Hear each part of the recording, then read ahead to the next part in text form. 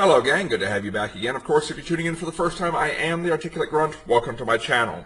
Now, my last deployment to Iraq, I was an embedded liaison. I spent the better part of a year living in and with an Iraqi brigade of close to 7,000 troops.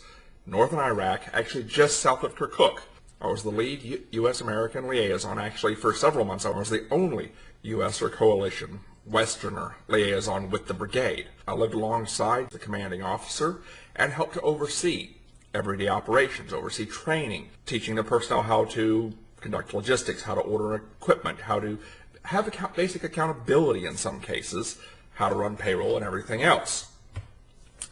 What this did, though, was give me a greater insight and understanding of Iraqi culture and the conflicts and issues going on with their people than I actually had in all of my previous deployments and assignments combined. That being said, as you've probably seen in the news, the insurgents are back. They're back. They've retaken several cities. They've retaken regions and territories. The only ones expanding faster or better than the insurgents are the Kurds. And a number of people are asking of the Iraq war veterans, is this something unexpected? Is this a surprise? As a matter of fact, local media got my name and phone number from the VFW hall and gave me a call, and I went ahead and conducted an interview with them about whether or not this was a surprise, whether this was, a big shocker to me. And short answer, no. Not in any way, shape, or form. This was expected. Long answer is this. The social and political situation in Iraq, the racism in Iraq, is to such a level, is the type that anyone thinking we've got problems here in America has no clue what's going on over there. We're talking about people who've been fighting and killing each other for over 1,000 years. In some cases, they trace their lineage back, such as with many of the Kurds, for an example, they trace their lineage back to a Roman legion, comprised primarily of Germanic tribal peoples that was shipped to the far eastern reaches of the Roman Empire, was never taken home, was basically left there, manned their station there, and intermarried, bred with the local indigenous population, and eventually just dissolved into the population. Having a German last name, it was something interesting for me to experience when I was working in the Kurdish territories, because it was kind of like people looked at me, they saw, oh, you've got a last name, welcome cousin. It was like, okay, cool. It was something to get used to, and to use to my advantage. But quite simply, for 1,000 years plus, these people have been fighting each other. Not just the Sunni, the Shi'ite, and the Kurds, but a menagerie, a laundry list, if you will, of minority ethnic and religious groups. We're talking Bedouins, we're talking Turkmani, and so many more. The only time they ever stopped was when there was a vastly superior iron hand in place. The Ottomans, the British and French, Saddam, who was viciously iron-handed. You stood up against him, your entire family would pay. I've seen a couple of the mass graves. I found one. You take, for instance, what used to be the great river basins. Used to be great floodplains in Iraq that were covered in water year-round, supported a menagerie of lifestyles and tribal peoples who rose up against him at one point, had a little rebellion. So not only did he crush the rebellion, he drained the swamps. Today, they're nothing but a sun-baked, hardened basin of Iraq, just another chunk of desert, where once there was fish, there was greenery, all sorts of wondrous things. But individuals or governments like that has been the only thing to ever stop these groups from fighting and killing each other in the region. And now the Iraqi government is weak. Plus, many of the Mukhtars and Imams. Mukhtars is kind of a generic term, kind of mayor, tribal leader, tribal chief, those kind of things. Imam is the religious leaders. Many of them who backed insurgents, who were responsible for some of the insurgent operations in Fallujah and other places during operations in Iraq, are still alive and well. We were not allowed to deal with them, to ship them to Guantanamo. They were convicted locally and shipped to Iraqi prisons for months or a couple of years, which unfortunately means basically they went to school, because Iraqi prisons, you got all these individuals locked up together who basically schooled each other on what worked, what didn't work, what tactics were good, how to manage various things. It was a training facility in effect. And then when they get out, they take those things home. We always knew when somebody got released, because we'd see tactics that were being used in the south of Iraq suddenly imported overnight, it seemed, into northern Iraq, because somebody went to jail and then got released having picked up this new information. That's neither here nor there, though.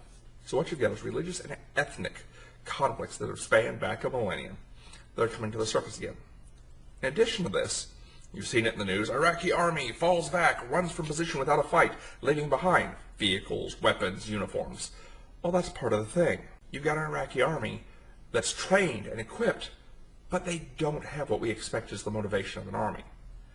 We expect, like with the U.S. Army, with most Western armies, first priority is the man next to you, and then you've got, national security, you've got your national pride, your American Army, U.S. Army.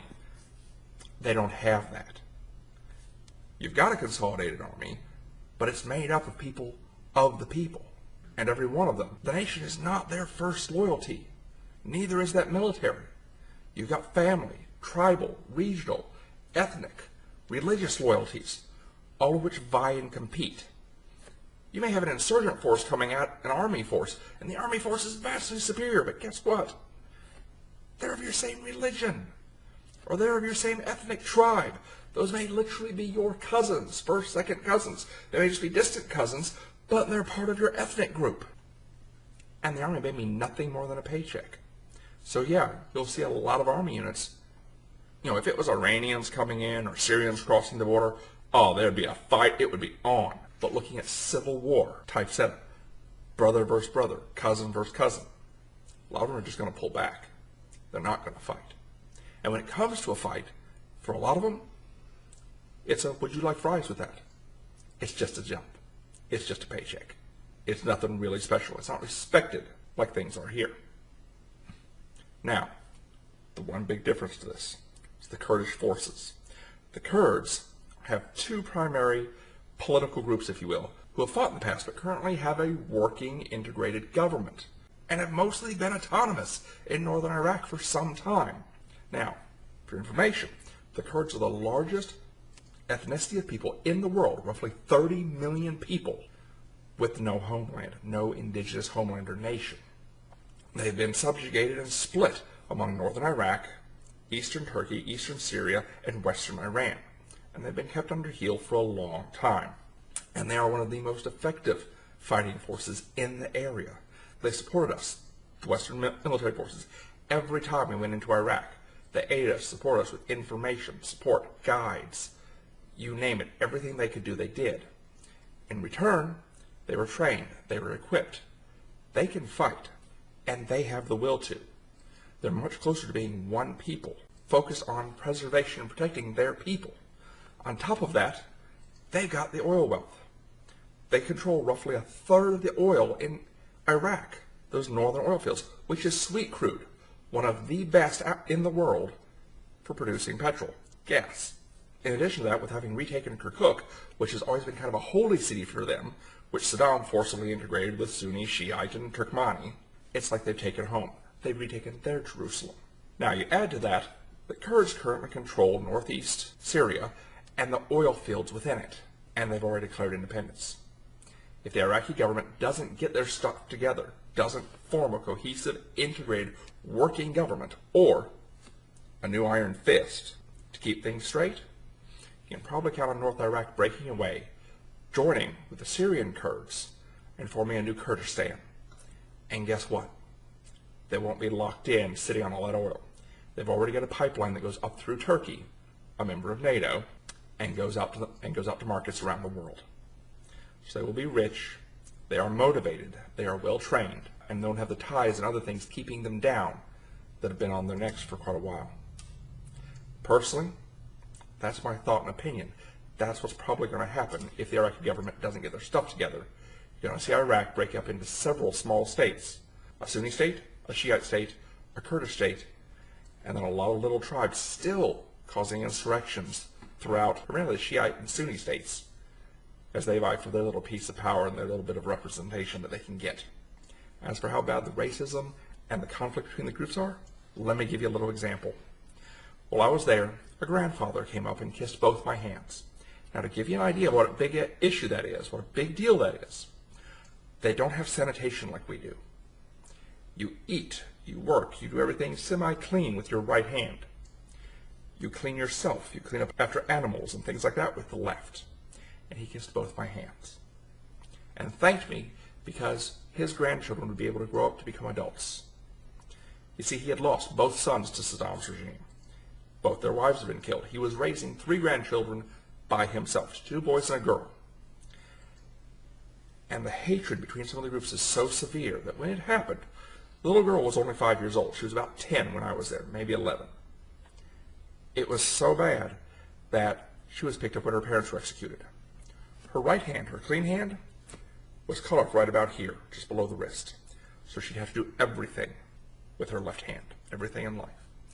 Then they took a torch and they burned her chest to keep her forever developing proper cleavage and being able to feed her own babies. That's the level of nastiness some of these ethnic groups get with each other.